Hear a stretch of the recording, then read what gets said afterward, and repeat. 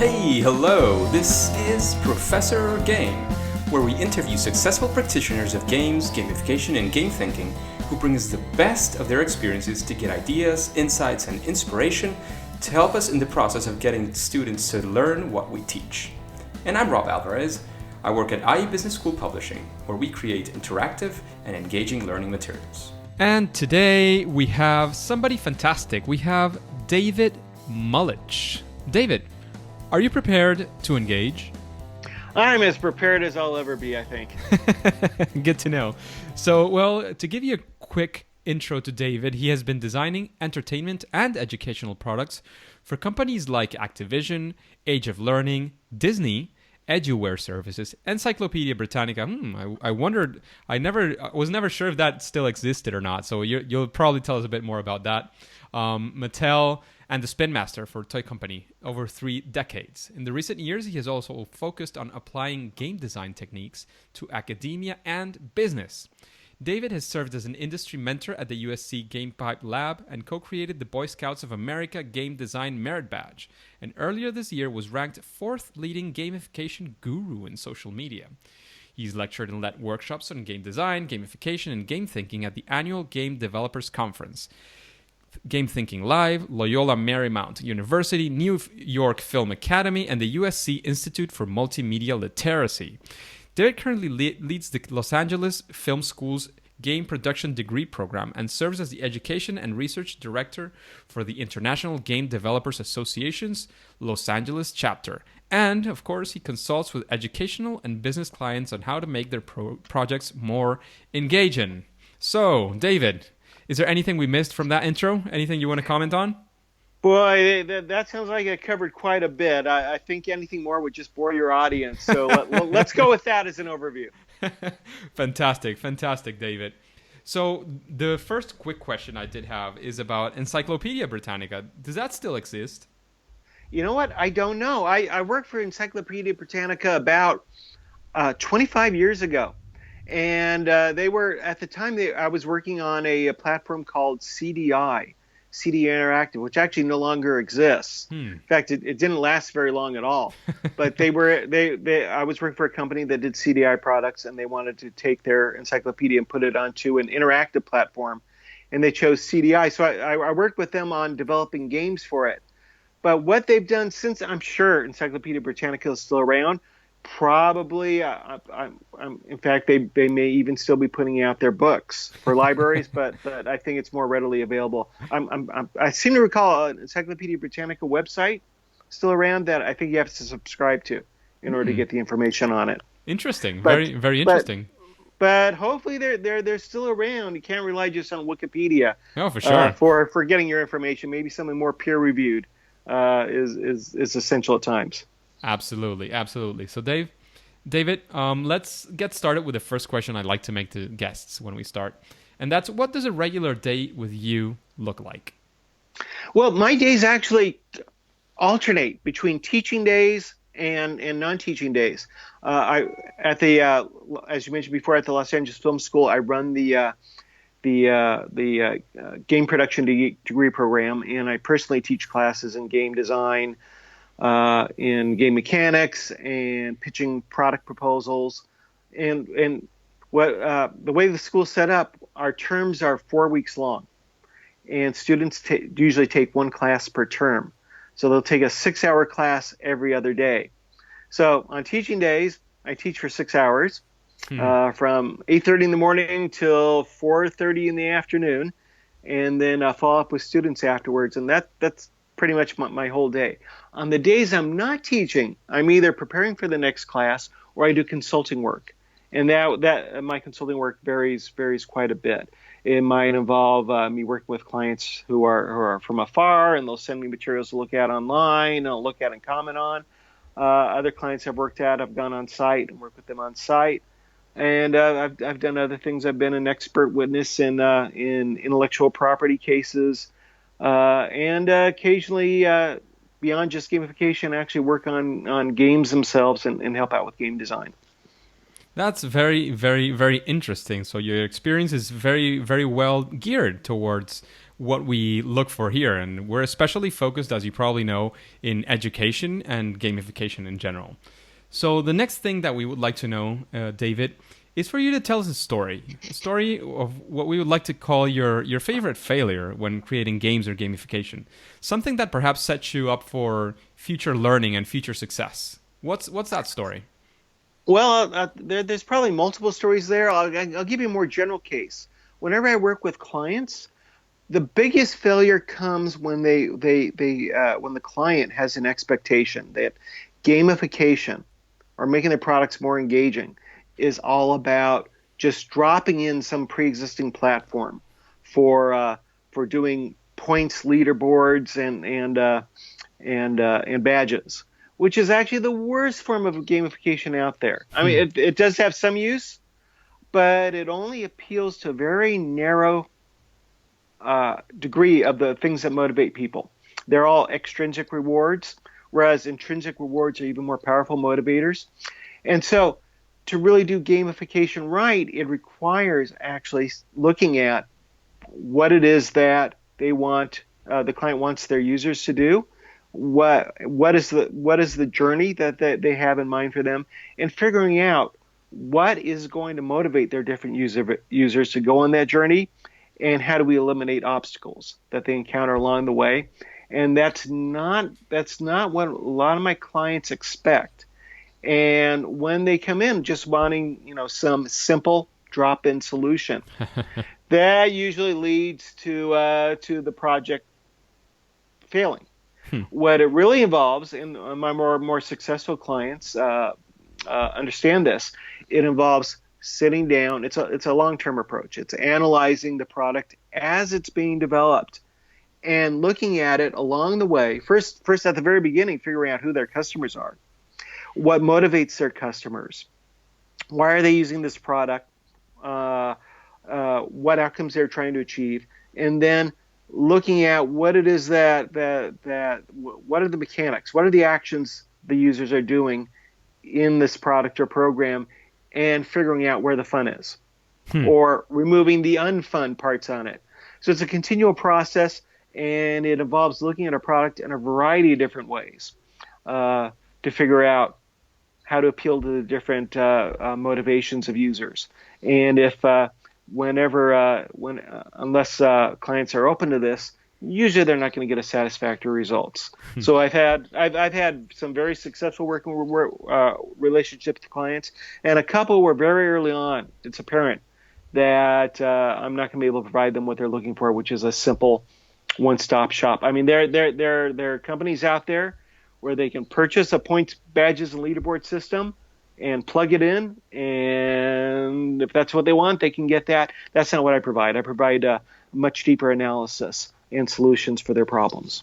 Interesting, David. So here, actually, you jumped a bit ahead into one of the future questions, which is about if you follow any process when you use gamification or you use these game design strategies for solving a problem. And that's very interesting. But I'm going to nudge you a little bit more. And I would like you to tell us the story of one of those clients that maybe one time was having those expectations and said, look, David, what I want is points, badges, and leaderboards. And for some reason you said, well, I'm interested in this client. And you went on ahead. And what happened there? Why was that so bad, and what did you do to maybe come back from that? There was a client I worked for. You don't need to name any names. Good, because I'm gonna be vague on the details because I don't want to give anyone a bad reputation. Please. Yeah. So it was a case. It was for it was a online retail website that was looking to. They brought me on because they wanted to gamify that website without really understanding what gamification is. And it was a product they were in the early stages of developing, so much so they didn't even have a clear idea of what they wanted to do. Yet they brought me on at the very beginning to gamify it. So what I decided to do was kind of give them a general tutorial on what gamification was and the different approaches that one could apply. And so I went away, prepared, did a nice presentation for them, came back and to deliver the presentation, hoping to deliver it to the entire team. Instead, it was just the person managing the team. So I delivered kind of a more generic overview of what gamification is, and my client was dissatisfied because they thought I'd come in with a solution for them. In which case, I told them I can't give you a solution without you telling me what your product is, because they really didn't tell me much about the product other than it was a shopping product. No details, hard to come it, by a solution, right? they hadn't developed it. They were working on the details, but they hadn't come up with it. So they needed to have done either two things. One, brought me in after they had come up with a process, so that I could analyze it and figure out how to strengthen it, or brought me in to have me work on the design with them of the process, rather than just coming in without knowing anything about what they're doing and come up with a one solution fit all gamification process. I've had, because there is no such thing. I've seen this over and over again. People expecting something that it's just like completely general that works for everybody, and there are platforms out there that are offering this sort of solution. What I'm not entirely convinced of is of the effectiveness, and I think you'll agree with me on this, because if it's generic, it's not designed for your users, and if it's not designed for your users, then chances are that they might not be interested in what you're showing them. They can be temporarily effective for a certain type of user who are motivated by achievement, and that's about it. Yeah. There's a much broader range of motivations and other things that can be used that can bring about much more long-term engagement. But yeah, a true gamification. In fact, let's call it game thinking, because that's that's something that involves a broader philosophy. Is constantly iterating on the design of your product so that you increase engagement. It's not a one-time drop-in solution. Absolutely. So, David, I wanted to bring up, for me, the main learning I got from your story is to really deeply understand, first off, what your client is really expecting, and then to be able to manage those expectations. Whatever your client is, in maybe in an educational setting, it could be an administrator or similar, or it could be an actual client.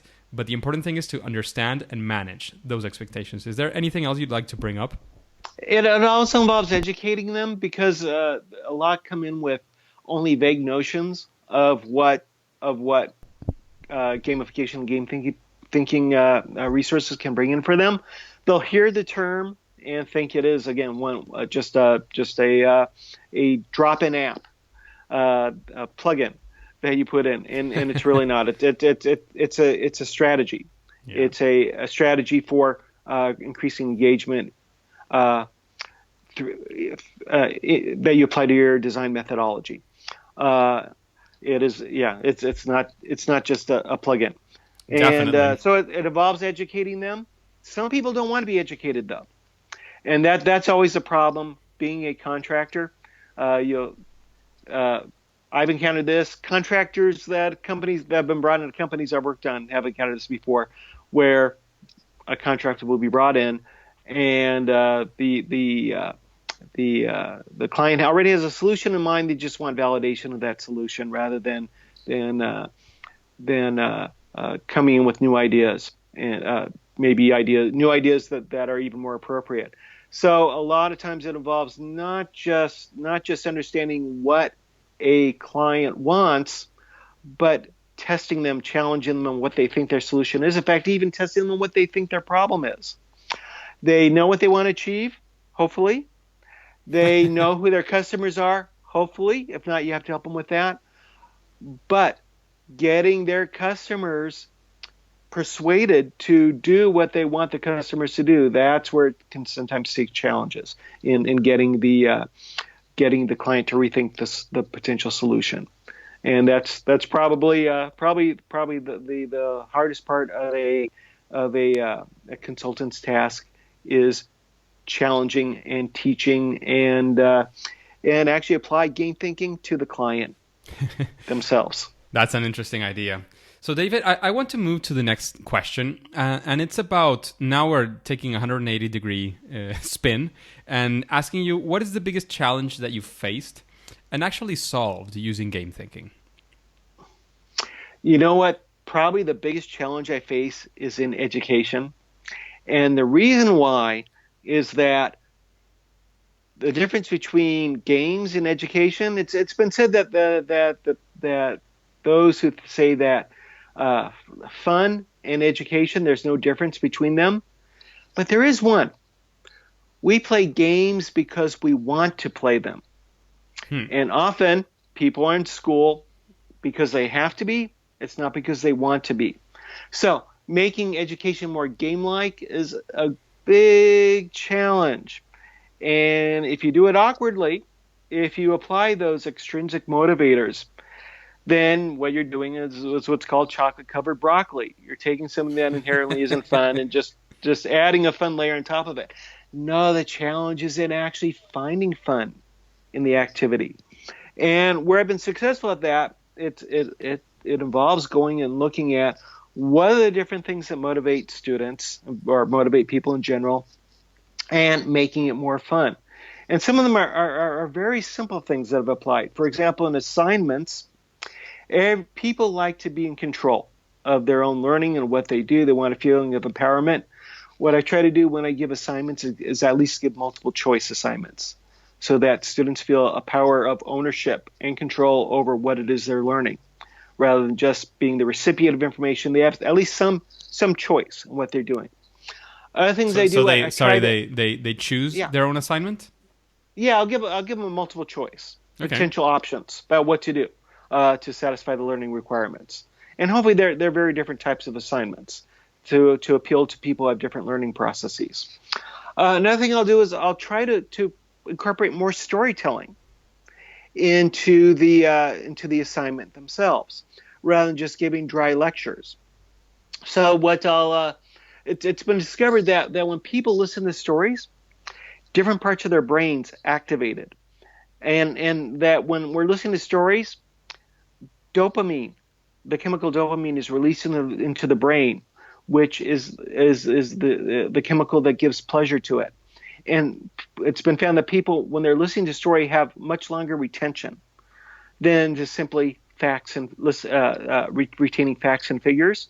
If there can be added an emotional component to the experience, they're much more likely to retain the information behind it.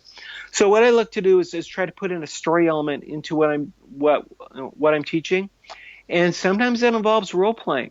So, for example, I was teaching class about how to give pitches and put together presentations and proposals for potential clients. And one session was about delivering an elevator pitch. So what I did is I took the students out of the classroom and I gave them a scenario that they had a game idea that they wanted to pitch to a potential publisher, and they were attending a gaming convention. And they were at that hotel the morning of going down to the convention. When they got into the elevator, suddenly they heard a voice call out, "Stop, hold the elevator," and in walks in the president of Electronic Arts. You have that 30-second elevator ride to give your pitch. And so what we did is we had someone play the president of Electronic Arts, and we went to an actual elevator in the school. We went to the 8th floor, walked in, and then on the 7th floor had someone get in who was a president, and each one had turns giving their pitch, and they had to complete their pitch in that elevator ride. So they had to make sure that they had a well-crafted pitch that could be told in a short amount of time, yet still cover all the essential details of their game. Then afterwards, what we did was we had all the other students who could fit on the elevator listen to the pitch, and they had a limited number of business cards each. So we took elevator rides with each student. So there were more students than there were business cards. So we had students give out business cards only if they liked the pitch. And then at the end, after all the students went through and all the business cards had been given out, awarded extra credits to the students who had the most business cards. So it was a way of teaching about giving pitches in kind of a realistic situation, but there was a story element added. The fact that they were in a real elevator and in a scenario made it feel more like role playing, and I guarantee you that experience was much more memorable to them, and they took away the lessons with greater retention than they would have if they just listened to a dry lecture and maybe written out an elevator lecture on a piece of paper.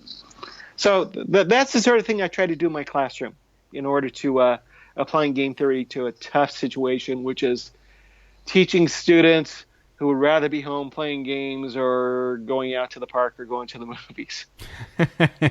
That sounds fantastic, David. That was a very, very interesting example of what you do in your everyday classes, and that's absolutely fantastic. That's the kind of thing that I strive for, that I'm invoking the engagers to go for. Those are simple things. As you could hear David, you didn't hear David saying that he developed an app. You didn't hear David spending millions of dollars or euros in developing something or creating something technological super complicated. He just thought about the motivations, how to make things more interesting for the students, and that's the result. That's the in his case what worked for him. He has tested it out. It's worked fantastically, and I'm sure he'll use it again. Yeah, absolutely. I try to. I'm always looking at all my lessons to figure out a way to present the material in a much more engaging way that's much more meaningful to my students, and then I try to also carry that forward into my work with clients. That's fantastic. So, David, you went through your process previously. So, I would just like a quick recap of what does the process of gamifying, either for your clients or even better for a classroom. How does that process look like? Well, I'll tell you, for a long time, having developed games over 3 decades, I kind of developed a process intuitively that I couldn't really articulate until I happened to meet Amy Jo Kim, who is another gamification expert who I'm sure many of your listeners are familiar with. And I attended her game thinking workshops. Oh, that's and fantastic. Actually wound up being a coach in her game thinking live event last year, and she really helped me articulate what the steps are that we game designers normally use, but probably don't really think about what our process was. And she articulated a process that really explains very well how we as game designers go about it. And it's an 8-step process. The first step of which is, first of all, clarifying what it is that you're actually trying to achieve in your project, whether it's an application or a program or a teaching process. What is the actual outcome that you're trying to achieve? Then next, in order to get feedback on what you're trying to achieve, you have to identify what Amy Jo Kim calls your super fans. Those people who are most motivated to be one of your users. These are the people who have an urgent need and pressing need for what it is that you're trying to achieve, and probably has done a lot of research on their own about other alternative solutions to their problem. These are the people that can give you the best feedback on what you're trying to do. Then after interviewing them, what you do is identify what their habits and needs are. And not just getting their overall need, but specifically what it is they're looking for. And then what do they in whatever it is that you're trying to achieve with them, what is their normal habits related to going about it? So if they're interested in, let's say, finding a good restaurant, well, how do they go about finding restaurants? What food are they interested in? What are their dietary needs? And what is it that they, what websites do they consult when finding new restaurants? So look at what their habits are. And then once you've collected your information, really put all the insights you've gathered into a design-ready form. And this involves the use of putting your design thinking into job stories, in which you present a situation that you're trying to come up with a solution for. What is the user's motivation in that situation? What is it that really gets them to be interested in the situation and go through the struggle of trying to resolve it? So what motivates them? Are they people that are interested in achievements, which points, leaderboards, and badges will work? Or are they more interested in empowerment? Are they interested in storytelling? Are they interested in social interaction with other people? Are they interested in meaningfulness, being a better person or helping the world be a better place? And then finally, what is the expected outcome that you're trying to achieve with the solution? Then the next step is to identify their entire journey throughout your application or program. Because when starting something new, your users are newbies. They're getting introduced to your what it is, your program your product for the very first time. They're not very skilled in it, and they're kind of testing it to figure out if that's right for them. Once they start figuring out whether or not it's right for them and they understand what it is, they start using it more and more, and then they become habit builders. They start using it regularly, in which case they start learning everything you can do in that, and in the program. And if they keep at it, then they become finally your expert users. And these are your most enthusiastic users, the ones that are most likely to be your best salespeople, to get more people to try it out. And in that case, you have to go find out what it is that what you can introduce into your product or program, where they can really become experts at it and start teaching other people about how to use it and what's cool about it. The next step is identifying what are the core activities that you're actually doing in your program or product. What is the main action that you're doing over and over and over throughout the gamified experience? What is your motivation for doing that action? And then what is the reward for achieving that action? There's usually one activity, whether it's if your activity is about designing greeting cards, then what is the basic action in designing a greeting card? If your activity is about some kind of training situation, well, what is the action that you're trying to train them on? Then what you do, once you come up with your entire plan, what their journey is, what the core learning loop is, what the outcome is, do a minimum viable product and test it with early customers. And really get feedback on whether or not what your approach is actually satisfying their needs.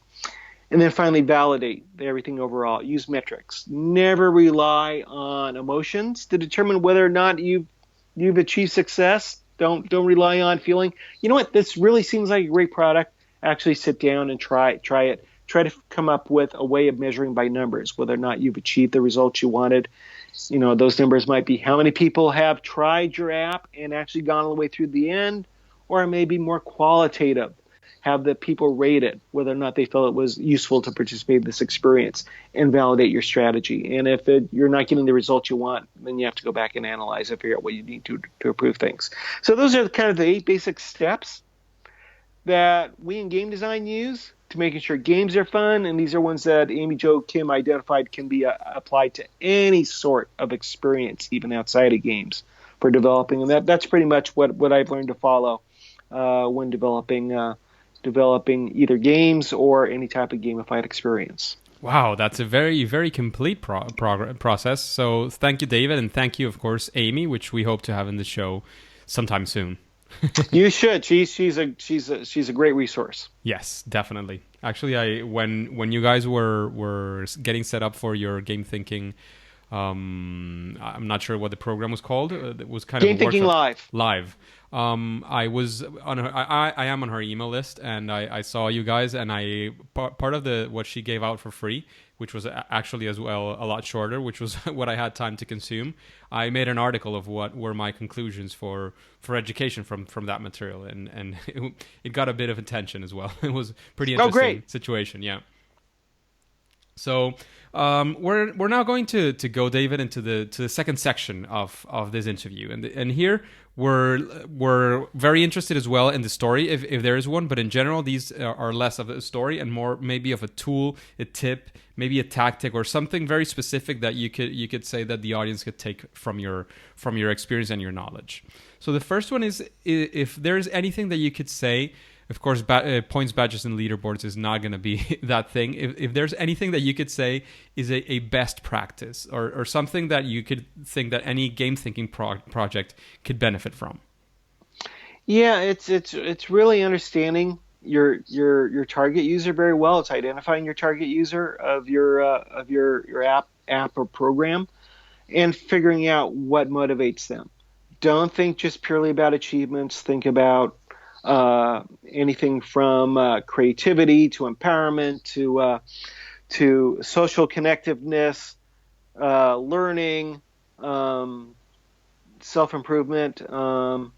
What are the more intrinsic rewards to the experience? And then also looking at some of the kind of the pain points in what you're developing, the things that are kind of less fun, to figure out how to make that less painful if there are any ways to get around them. So, gamification techniques have been used by decades. We've all encountered them, whether we realized it or not. My mom used to collect here in the United States, when she went shopping, blue chip stamps. And if you collect enough stamps, you can exchange them for rewards, actually physical products. So you can get in return. And we've all experienced limited time discounts. You have a two-week sale that you have to hurry in, so it appeals to the to scarcity as a motivator. Loyalty rewards programs that also you feel you have to redeem those points, so you're worried about loss aversion in that case. Those techniques have been used for years, and that's what a lot of gamification is. But even more potent gamification is, again, finding out what's intrinsically engaging about the activity you want people to do and really highlighting that in ways that and expressing that to them in ways that they can relate to. So it's both understanding the activity you're trying to get people to do very well, what's cool about it, and what it is that really motivates your users. Certainly, and in that same motivational speech, I would like to know, which is your favorite game? My favorite game of all time is Civilization. That's Sid Meier's game about building a civilization. And what I really like about it, in addition to it be really well designed, it is probably the best example of a game in which that's built upon the concept of just one more turn. I just want to go and play this game for one more turn, because the what we call the engagement flow of the game, in which the difficulty, the challenges ramps up equally with your skill level in the game. So you're tested. You feel fairly tested, whether you're a newbie or an expert in the game. Just makes you feel like you can succeed always at the next step. So you want to do that next step to progress even further and further. That was a extremely well designed game, but also learned a lot about history in playing this game. So it wasn't chocolate covered broccoli. It was really finding about the connections between historical events and inventions, especially in society. It identified the coolness factor of history and really played that up. Absolutely. So it was a great example of being both great game design as well as really identifying what's cool about the subject matter. Absolutely, and that's a very interesting game. So the next thing that we would like to know is, apart from David, of course, which is right now being interviewed, is there somebody you would like to listen to interviewed in this podcast, in Professor Game? In the future? Yes. Oh, additional people. Well, we mentioned Amy Jo Kim. Yeah. As someone that you should be talking to. Other people that I follow, two other gamification experts that are really important. Yukai Chao. Yeah, that was actually the first guest. Yes. Oh, he was great. Yes. Actually, episode 1. This is episode 26. That was episode 1. So yes, Yukai Chao, I think he'll probably be a repeat guest at some point as well. He actually came and lectured at one of my classes. Wow. He was kind enough. He was visiting the Los Angeles area and was very kind enough to come down and to speak to my students. All right, someone else who you probably also have, Andrei Marchuski. Yes, I know him personally, but he hasn't been interviewed, so this could be another nudge for him. Well, you should do that. He's also someone who's been very helpful to me. He's developed these gamification cards. Yeah, and the player types as well. Right, and identify player types. And I've been fortunate enough to be a test subject for his cards, and I've used them in my own classroom to teach students about gamification. Fantastic. So you've already had those are very good recommendations. Andre and Amy Jo, great people to have in your program. Absolutely fantastic. So, is there any book that you would like to recommend to the audience, David? Well, since I mentioned these people, Amy Jo Kim, her book, she just came up with the Game Thinking Playbook, which is all about how to build really deep customer engagement into your product design using techniques from game designers. You can go to her Game Thinking website and probably order it, or probably from Amazon.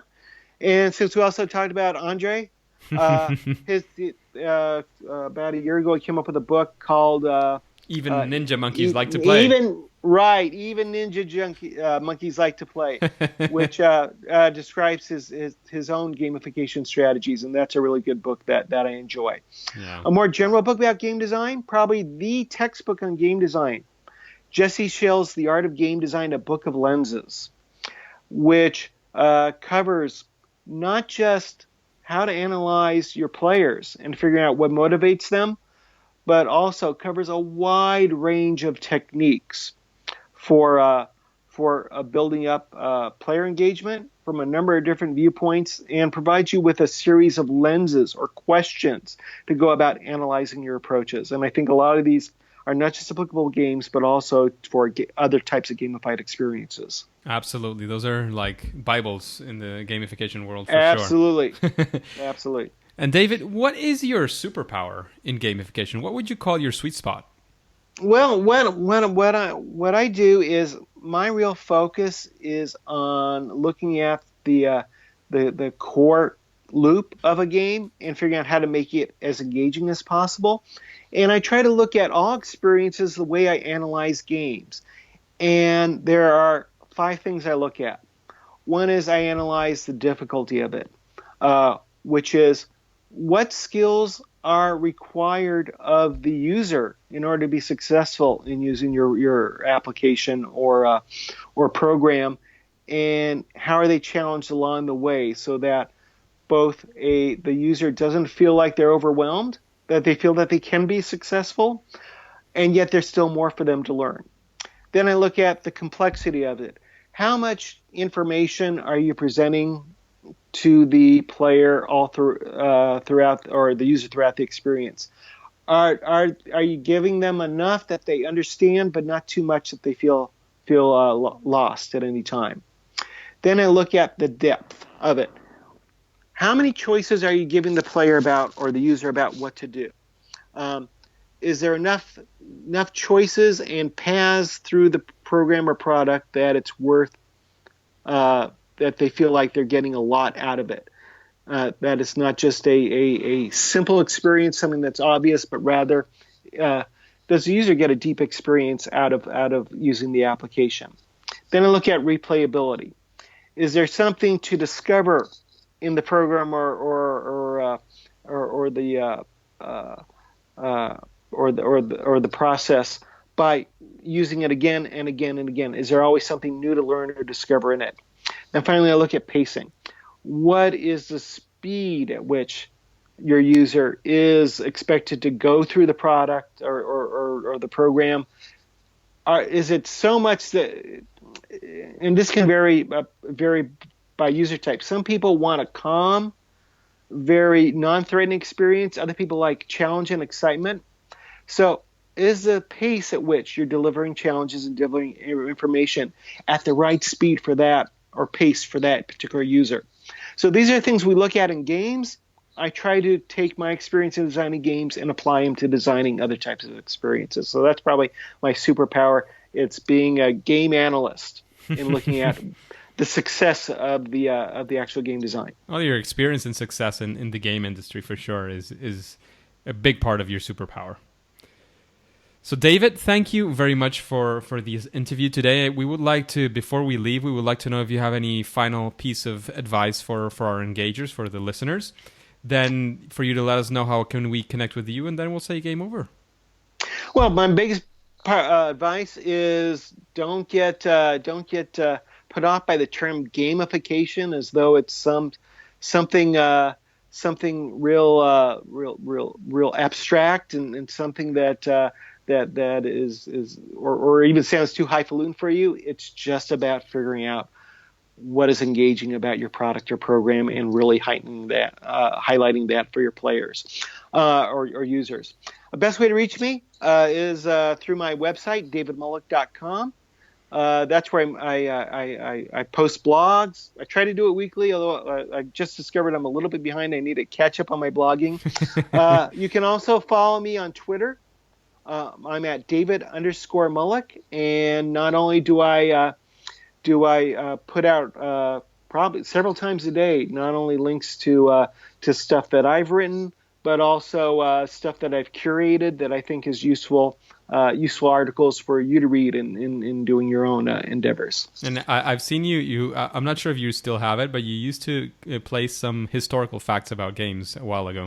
Still do. Fantastic. Every day I put out something historical about what happened in the game world that day. Yeah, that's fantastic. I love that one.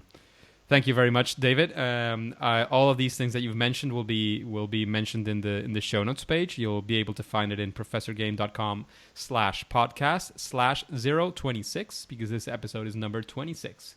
Thank you again, David, and we'll see you soon. Great. Thank you, Rob, and I'll be looking forward to listening to your future podcasts. Thank you. Bye-bye. Game Goodbye. over. Hey, Engagers! Thank you for listening to Professor Game Podcast. That was a pretty cool interview with David, and I hope you enjoyed it. And it's been 26 episodes and going strong. Last week, we started a survey to understand you better so we can serve you better. It takes a maximum of 2 minutes, and I would love to get to know you better. So, if you haven't already, please go to professorgame.com/survey25. That's survey, SURVEY, and the number 2525. Thank you in advance and see you next week.